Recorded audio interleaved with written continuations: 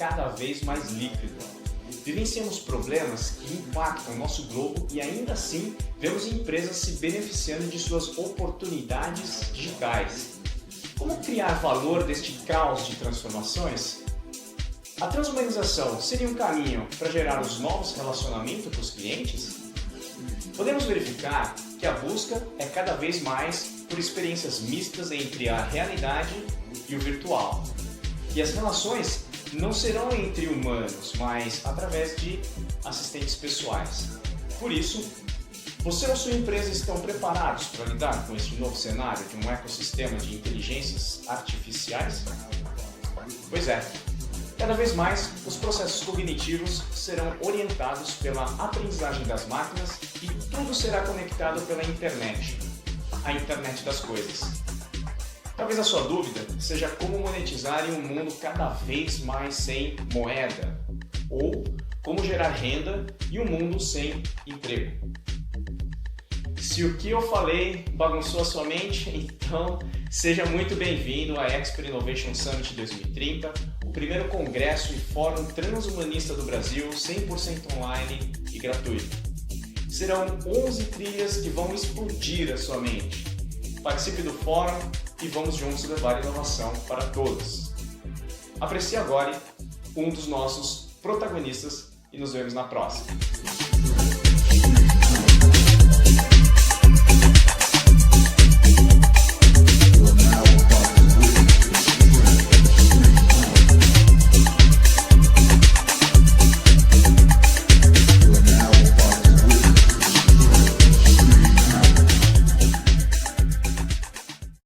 Seja bem-vindo a mais um encontro da Expert Innovation Summit 2030. Inicialmente eu gostaria de agradecer aos nossos parceiros, a IBM, a Ingram e a nossa parceira global, a Yellow Messenger. E também, claro, os nossos apoiadores deste evento. E, aliás, você já conheceu cada uma dessas empresas que já enxergam o futuro daqui para 2030? Bom, hoje eu tenho a honra e também o desafio, de compartilhar conhecimentos ao nível e à altura de todos esses speakers do evento, Então eu convido você a vir comigo e participar também do fórum, claro, deixando as suas opiniões, as suas perguntas. Eu vou ter o maior prazer em poder interagir com você e principalmente para co-criar conhecimentos e experiências para 2030. E hoje nós vamos aí caminhar sobre a trilha 11, gerando renda em um mundo sem emprego.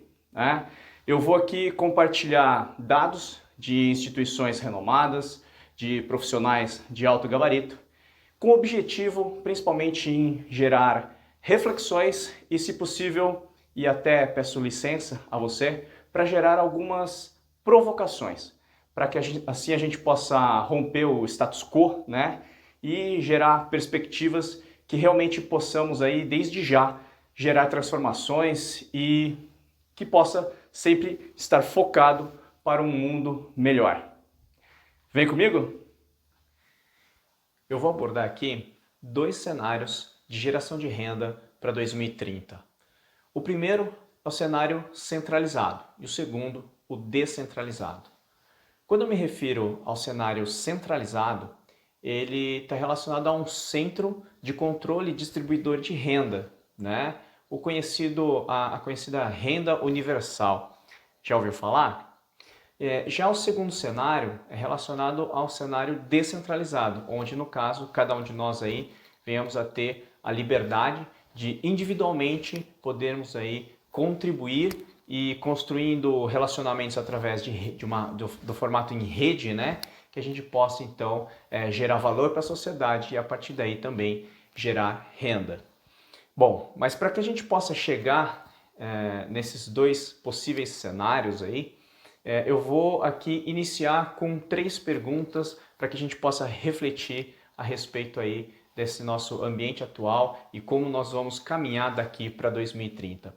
O primeiro é o seguinte, em que tipo de mundo os nascidos no século XXI vão crescer e vão viver, Vamos refletir um pouco a respeito disso. O outro ponto é, se realmente houver a automação, onde venha substituir um grande número de empregos, né, de profissionais, o que isso realmente vai acarretar na nossa sociedade, né? Desespero, né? Muita decepção, muita desigualdade social, esse é um ponto.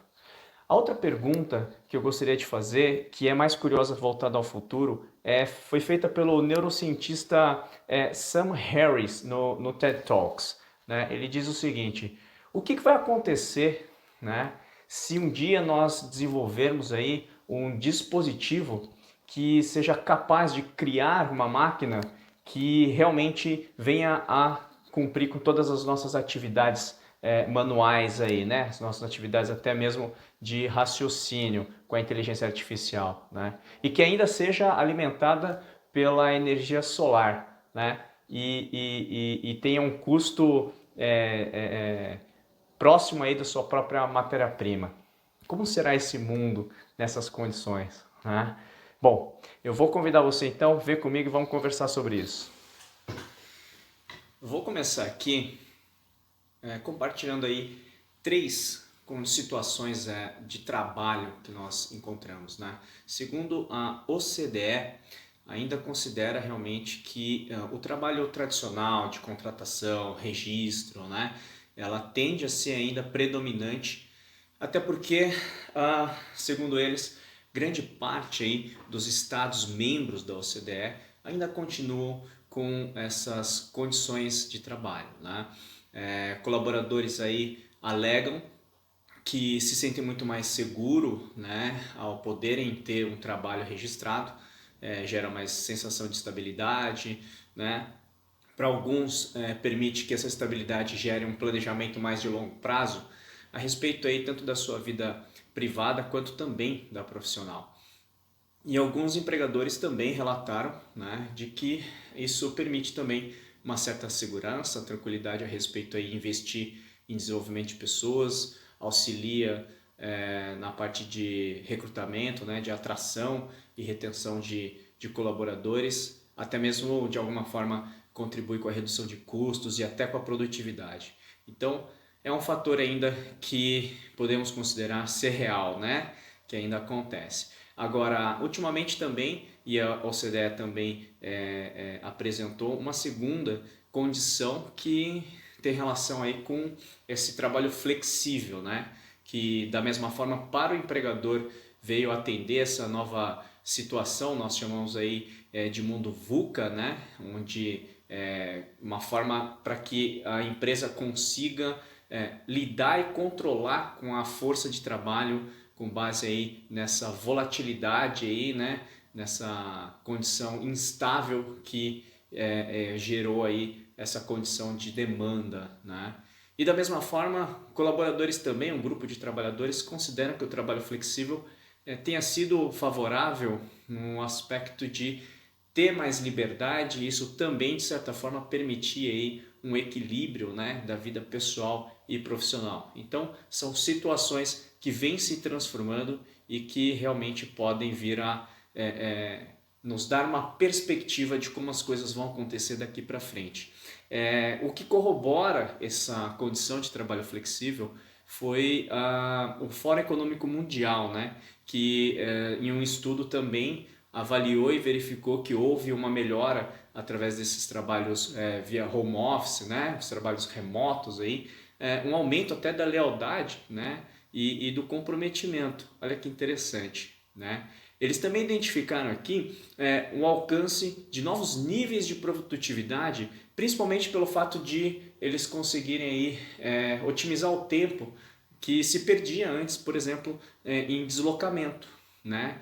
Isso também permitiu naturalmente a desenvolver mais tempo livre e melhorando aí a qualidade de vida dos profissionais. Então essa é uma condição aí que vem ganhando cada vez mais espaço, né, e que devemos realmente considerar aí dentro do nosso cenário atual. E o terceiro também apresentado aqui, que é o que eles consideraram aqui como o trabalho atípico, né? Eu associo assim, aqui a um termo também bastante utilizado ultimamente, que é a uberização, né?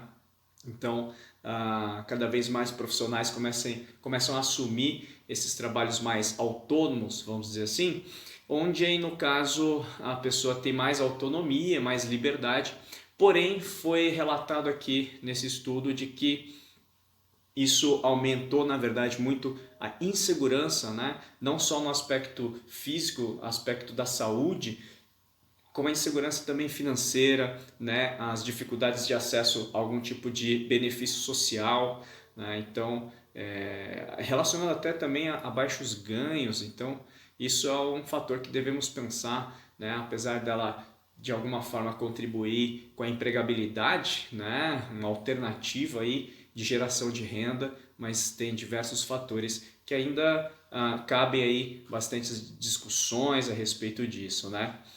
O ponto é, como isso vai evoluir daqui para 2030, né?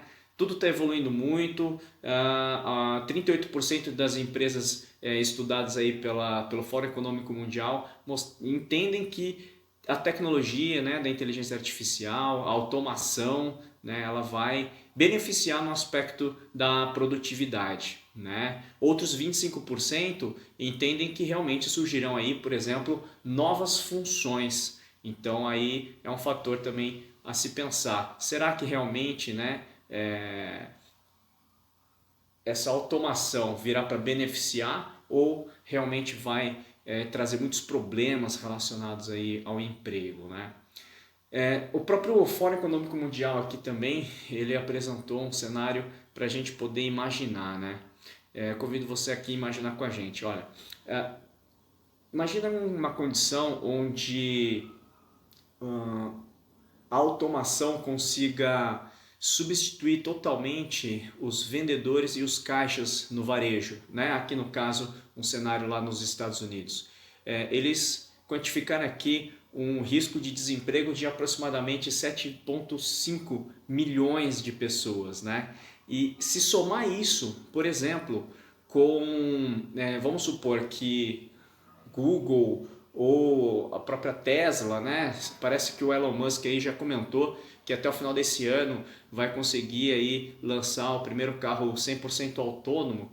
E se isso de fato acontecer, né, coloca em risco aí pelo menos mais 3,5 milhões de motoristas aí em risco de perder o seu emprego, né? Isso aí totalizaria os 7,5 mais os 3,5, chegaria em torno de 11 milhões de empregos comprometidos, né? E quando a gente compara, ou o Fórum Econômico Mundial comparou isso aí, né, considerando a economia americana, onde a partir aí do século 21 veio, né, gerando em média em torno de 800 mil empregos por ano. Se você fizer esse cálculo comparativo, a gente percebe que chega em torno aí de uma perda de geração de emprego de pelo menos aí praticamente 14 anos. Consegue imaginar isso?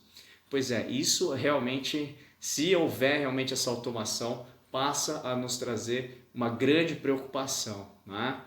E avançando um pouquinho mais, é isso que eu coloco aqui nessa pergunta, né? Será que os empregos realmente serão substituídos pelos robôs? Um outro dado que nos faz pensar um pouco mais a fundo a respeito disso é um estudo da MIT que já desde 2013 identificou um fenômeno, né, que eles denominaram de grande dissociação, né, no sentido de que aumenta cada vez mais a distância entre a capacidade produtiva, né, e a geração de emprego. Cria-se muitos produtos e serviços, mas necessariamente não gera o aumento de esforço humano, né? E pelo visto isso vem se apresentando aumentar cada vez mais, né? Agora, será realmente que nós estamos então perdendo, né, o espaço, né, produtivo para o robô? Será que realmente a automação vai, né, nos substituir de fato? Bom, eu trago aqui um estudo também da McKinsey, né, onde, pelo que eu vi aqui, a automação vai substituir principalmente as atividades e não necessariamente as profissões, né? Entende-se atualmente que a tecnologia permite automatizar 100% apenas 5%, né, de profissões realmente que possam ser aí automatizado completamente. Agora, 60% das profissões tendem a ter, segundo eles, até 30% das atividades automatizadas, né? Então a gente consegue perceber aí que a maior parte das profissões, elas estão muito mais em transformação do que em extinção. Faz sentido isso, de repente, esse entendimento? Agora, o que a gente pode pensar também, que são outras evidências, é o seguinte. Eu acredito que você já deva ter acompanhado a trilha 1, né, onde nós falamos aí do mundo líquido, né, e vamos pensar. Hoje, as diversas áreas de conhecimento realmente estão aí se derretendo e se fundindo, né? Veja que hoje existem profissões que se transformaram, se fundiram, né? Existem, por exemplo, hoje o biomatemático, né? O bioengenheiro, né? E também até o sociobiólogo. Percebe que tanto áreas de conhecimento como humanas, a área de biológicas quanto exatas, elas estão se fundindo, né? E isso tende a acontecer com diversas profissões. E se a gente olhar a própria história, né, diversas tecnologias que foram surgindo, naturalmente outras profissões também foram, né, sendo inventadas, vamos dizer assim. Vamos só pensar aqui no histórico que eu anotei aqui, que é interessante a gente refletir, né? Inicialmente a gente tinha, por exemplo, a carta, né? Que da carta veio o telégrafo, né? Uma tecnologia que permitiu aí otimizar a comunicação. Daí veio o radiocomunicador, do radiocomunicador veio o telefone, né? Depois veio o orelhão, lembra? Não sei se você já teve a experiência de usar o orelhão, mas muitos aí provavelmente já tenham usado bastante, né? Depois do orelhão veio o celular, né? E não parou por aí, até o momento em que chegamos a essa condição que nós estamos exatamente nesse momento conversando, né? Então, o que a gente pode entender que sim, talvez empregos como a gente conhece hoje podem realmente vir a acabar, mas naturalmente esse desemprego só vai acontecer em muitos casos aí em razão aí da não adaptação dos novos empregos que surgirão, né? Por isso acredito que você já deva ter ouvido falar desses termos, hard skills, soft skills, que são habilidades que nós precisamos adquirir e desenvolver, né? E aprender continuamente, o termo long life learning, que são importantes aí para que a gente se prepare para as novas demandas de trabalho, para novos empregos, né, que porventura venham surgir, serem inventados futuramente, né? O ponto que a gente deve considerar sobre essa seriedade quanto à questão de acompanharmos, nos adaptarmos e evoluirmos nessa fusão, né, e transformação de empregos, tem um dado bem interessante aqui também, de que nós devemos considerar que não só a automação, mas existe o outro fator que é o aumento demográfico, né? Até em torno de 2050 há uma previsão de que a população chegue a aproximadamente 9,7 bilhões de pessoas. Então, para pensar, com a automação já não há necessidade, pelo menos considerando os empregos atuais, o esforço humano, né? Cada vez mais a máquina vai substituir essas características de trabalho, assim como vão aumentar cada vez mais pessoas necessitando de trabalho, né? E não estamos falando somente da geração jovem que virá para o mercado de trabalho, mas também considerando que a longevidade trará muito mais pessoas que estarão na terceira idade e ainda assim precisarão gerar renda para viver, né? Então são fatores aí que a gente precisa realmente tomar uma atenção, né, no aspecto de nos preparar como profissional, analisar no aspecto da gestão da empresa e também, claro, no aspecto político, né, em que os países precisam realmente começar a cada vez mais levar a sério. E eu imagino que sim, estejam já pensando nisso, né? Torcemos por isso. Bom, agora, quando a gente pensa em vamos ter essa substituição da mão de obra, né, dos empregos, ou pelo menos das atividades, mas será que as atividades mais complexas, que exijam de repente a capacidade de julgamento, a criatividade ou até a empatia, como é bastante colocado hoje, isso será que o robô vai conseguir substituir ou como é que isso vai ser, né? Por que eu estou comentando isso? Eu vi aqui um estudo da Harvard Business Review, né? Que ele colocou o seguinte sentido. Às vezes a gente pensa, poxa, eu acho que vai ter trabalho, situações em que o robô não vai nos superar, né? E que estão relacionadas a essas questões mais voltadas, por exemplo, dos soft skills, né? Agora, um estudo da Harvard mostrou o seguinte: quando separado em processos, né, vários trabalhos, foram realmente percebidos que a grande maioria delas não há necessidade, né, por ser algo rotineiro, ela não tem necessidade de julgamento, não tem necessidade de criatividade, muito menos de empatia, né? Talvez isso venha a convergir aí com o estudo da McKinsey, quando a gente vê que até 45% das atividades podem ser automatizadas, né? Ou 30% dentro dos 60% das profissões. Então, pensando nesse aspecto, realmente a gente começa a entender que temos que avaliar se realmente aonde que nós vamos conseguir convergir com a tecnologia, né? Um outro entendimento desse estudo mostrou que assim, na verdade a questão não é necessariamente que o computador, né, que a inteligência artificial esteja superando o ser humano, né, através de a velocidade de análise de grandes dados como Big Data ou aí os algoritmos, né? Mas quando eles colocaram um ponto de vista bastante interessante, analisando que é o seguinte: quando a inteligência artificial ela passa a ganhar do ser humano em jogos, né? Quando ela consegue fazer previsões das decisões judiciais melhores que os advogados humanos, assim como gerar prováveis epidemias, análise sobre epidemias através de dados médicos, né, quando comparado com a ciência médica,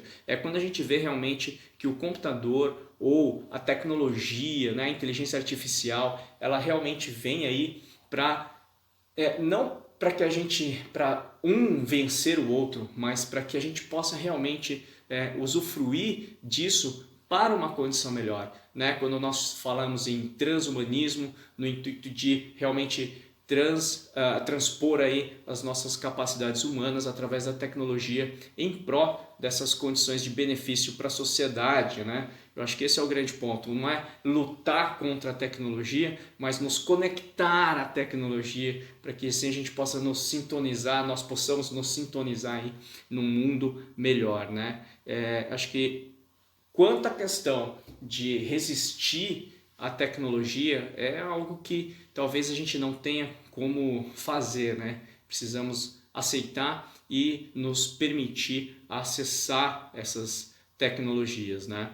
A gente percebe que, de uma forma ou de outra, eu acho que fica evidente se nós ainda insistirmos em mantermos o formato tradicional, os paradigmas, né, de um trabalho tradicional, as profissões em si, né, elas estão realmente deixando a desejar quanto a gerar valor ou no mínimo agregar mais valor às novas necessidades e demandas da sociedade, né? A gente percebe isso não é só no Brasil, mas em boa parte do mundo, em vários lugares do mundo, quando a gente tem essa preocupação, principalmente com essa questão, por exemplo, dos cuidados com a saúde, né? A preocupação com a educação, uma base tão importante para uma boa sociedade, né?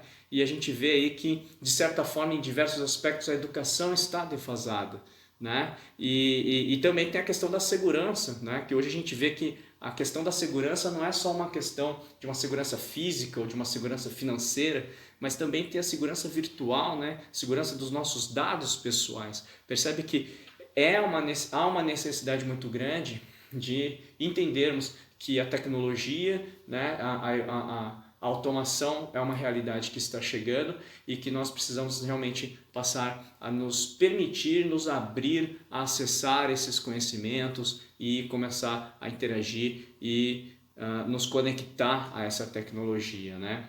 Bom, É aí que eu convido você também a refletir nesse aspecto. Tá? Como é que está a sua atuação profissional? Pensa, não é só raciocinar quanto às profissões, mas como está a sua atuação como profissional, né? Ela está convergindo com as novas necessidades e demandas, né, do seu mercado, né, do seu público, né, e se não do mundo, da sociedade. Então, começar a refletir a partir disso, entender que provavelmente através da evolução, né, da transformação da sua atuação, novas profissões naturalmente tenderão a surgir e isso nos permitir futuramente, se não mudarmos de emprego, mas encontrarmos outras formas de geração de renda. Bom, até aqui, só para a gente refletir um pouquinho, tá fazendo sentido isso para você? Eu convido você então, lembrando aí, a anotar e depois você poder compartilhar suas opiniões, as suas perguntas no nosso fórum, né? Para que a gente possa então interagir. Um ponto que eu gostaria de levantar sobre essa reflexão também é o seguinte: quantos dos profissionais realmente estão cientes, né? E principalmente dispostos a fazer essa transformação? Né? Muitas vezes a gente pode até entender o que, como e por que fazer, mas o grande desafio é o querer fazer, né? Quando não quer, aí fica difícil. Ainda que muitos queiram, quantos de fato conseguirão realmente fazer essa transformação, né?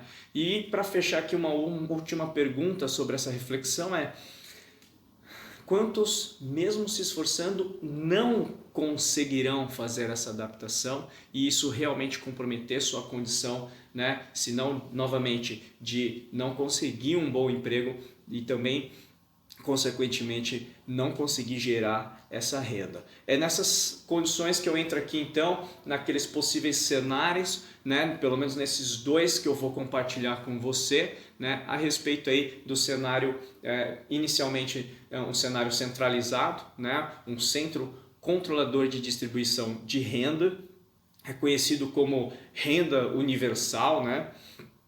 Outros utilizam terminologias diferentes, mas o que já é muito discutido, né? Existe em vários países, né? Nos Estados Unidos, na Europa, na Ásia, já existem países que já testaram, vem evoluindo nesse sentido, né? E claro, existem diversos argumentos, tanto a favor quanto contra, né? Então realmente é uma discussão complexa, mas eu vou compartilhar aqui e como eu disse, para que a gente possa refletir e também de alguma forma gerar alguma provocação que nos permita pensar diferente. Agora, um ponto que a Singularity University abordou, que eu considero importante, é que essa discussão ela não seja feita dentro dos padrões dos nossos modelos mentais atuais, né? Dentro dos padrões e referências dos nossos sistemas atuais, porque realmente ela não se encaixa quando nós pensamos nessa condição de renda universal, né? Agora, foi abordado que nos Estados Unidos, por exemplo, uma proposição de que esses dados pessoais que nós compartilhamos, né, para acessar gratuitamente essas plataformas virtuais, faz com que a gente naturalmente possa usufruir da tecnologia até um certo ponto gratuitamente, porém esses dados, né, fazem com que essas empresas detentoras dessas plataformas possam faturar bilhões e bilhões, né? Você acompanhou aí a trilha 3, né? Criando o valor do caos em um mundo dataísta, né? E quando nós falamos então do mundo dataísta, entendemos, e muitos já abordam sobre isso, acredito que você já deva ter ouvido falar de que, né, os dados são o novo petróleo do mundo, né? E nesse sentido a gente pode evidenciar aqui pela nossa situação atual, né, onde empresas como a Amazon, Facebook e até recentemente a Tesla, onde eles aí faturaram bilhões de dólares em apenas um dia, né, onde aí a gente em contrapartida verifica aí que milhões de pessoas estão desempregadas, né, e a gente acaba percebendo também, e não sei se até convido você a comentar se faz sentido para você, de que, por maior que seja o esforço de grande parte da população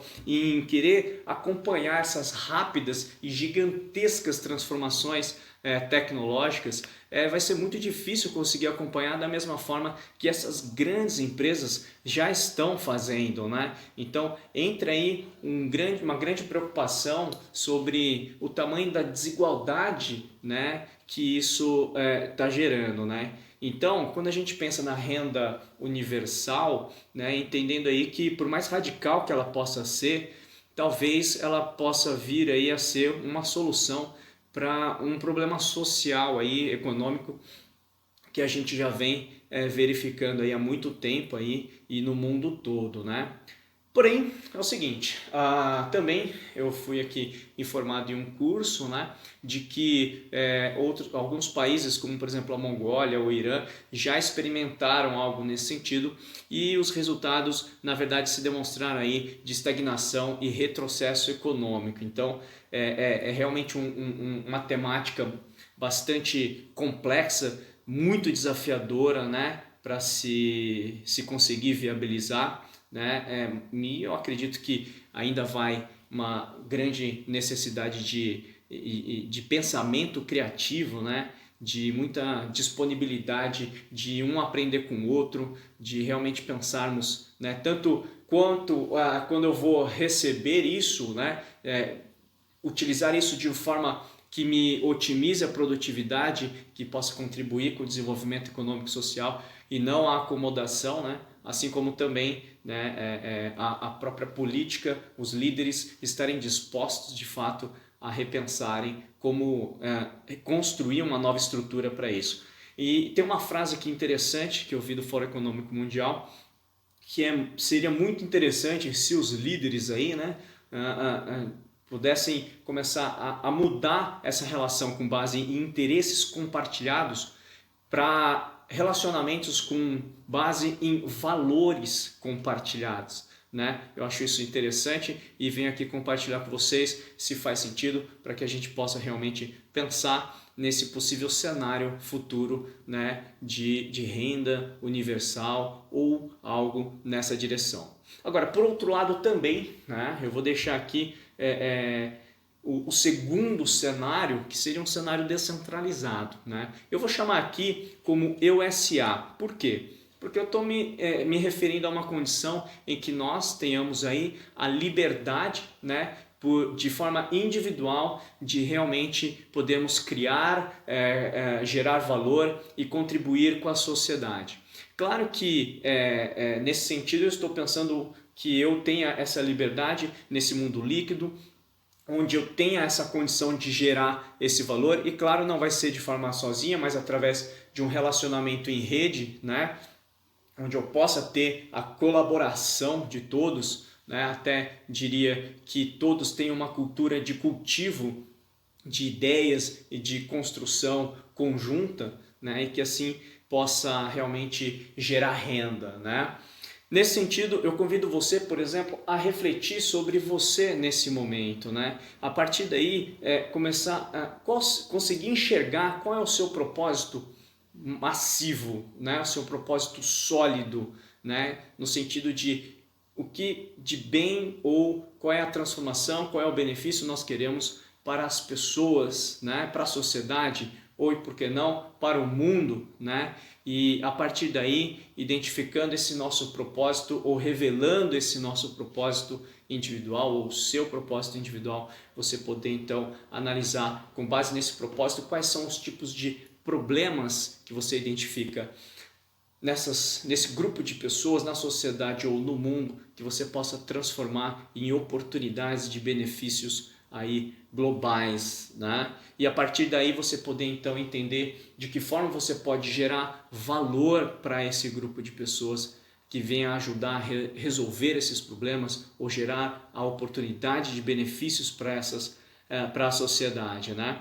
E claro, isso vai naturalmente exigir que a gente comece a entender também os diferentes tipos de clientes, de públicos que nós vamos atender, né? Existem aí os clientes diretos, os indiretos, os internos, os externos e por aí vai. E entender também, claro, que muitos dos valores de soluções que nós possamos gerar para o mundo, ela não vai ser sozinha de forma isolada. Então, como eu comentei, que os relacionamentos sejam construídos através do formato em rede, né? Onde a gente possa colaborar um com o outro com as suas diferentes expertises aí, né?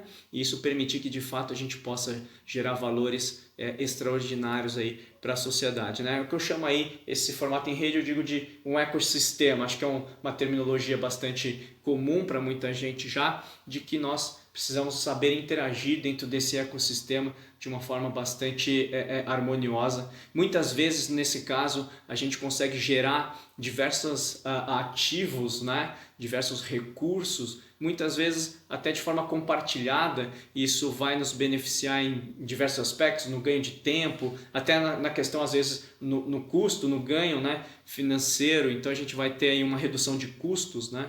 E isso vai impactar positivamente na viabilização e na sustentabilidade das nossas ações, né, em benefício à sociedade. E quando a gente pensa até em relação a custos, né, entender também quando o EUSA entende que não são só uma questão de custos financeiros, mas também, né, as externalidades negativas, ou vamos colocar aqui os efeitos colaterais, né, que possam ser gerados através dessas ações. Então, entender, né, de que forma, às vezes, alguma ação em benefício possa talvez prejudicar um ou outro, e isso naturalmente a gente acaba conseguindo enxergar através do ecossistema, né, se realmente nós estamos sendo ecológicos dentro desse ecossistema. Então é importante que você possa considerar isso no entendimento do EUSA.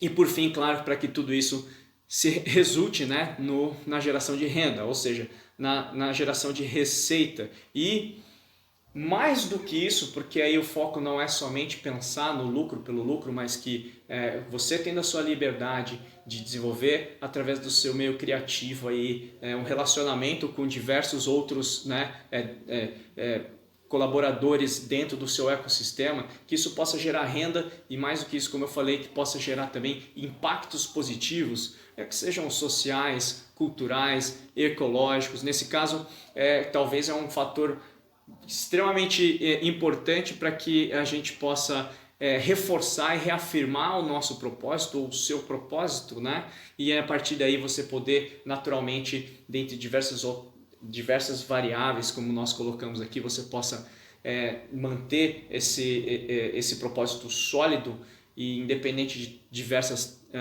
forças externas que venham a acontecer, né? Sejam elas por fatores geopolíticos, econômicos, demográficos, sejam elas por fatores climáticos, né? Como você pode ver, são diversos fatores, né? Existe o fator educacional, assim como também até mesmo o tecnológico, e que você possa pegar cada uma dessas situações de desafios, se adaptar a elas e através, sempre mantendo o seu propósito sólido, mas sim você poder se adaptar e utilizá-las como uma forma de transformar em oportunidades para que você possa, dessa forma, gerar renda, né?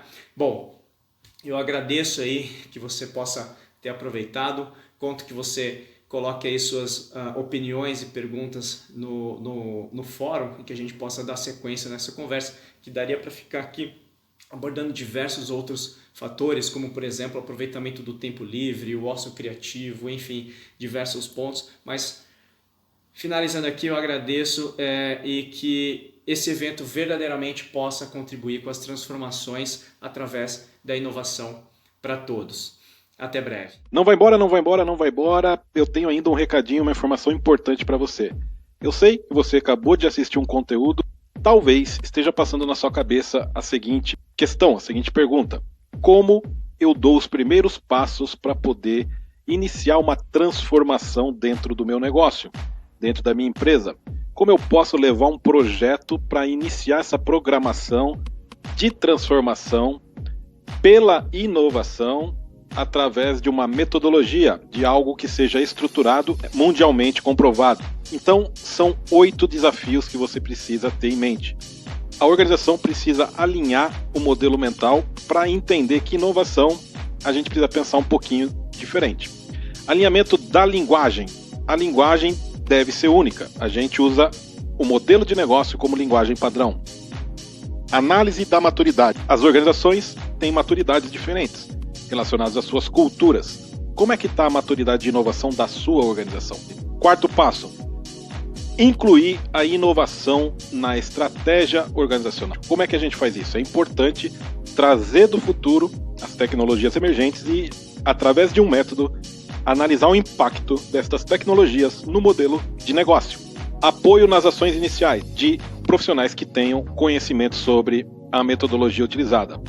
Implantação do iHub, da área que vai cuidar da inovação de forma holística na organização toda e da gestão da inovação. Apoio na certificação, caso a empresa queira, é a cereja do bolo para certificar o seu sistema de gestão alinhado à ISO 56002, chamada ISO da inovação, publicada no mundo em 2019.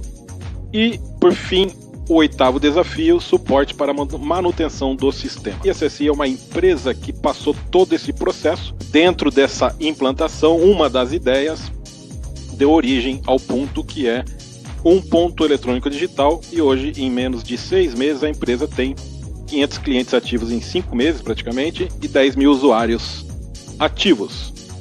É um case de sucesso. Aqui as empresas que a gente já gerou valor para essas empresas com a metodologia Expert. Este material explicando basicamente estes desafios, como é que acontece isso, ele vai estar disponível no nosso Instagram. Então você vai acessar @expertbrasil, vai curtir a nossa página e vai pedir este material via direct, que eu vou ter o prazer de te mandar. Tá ok?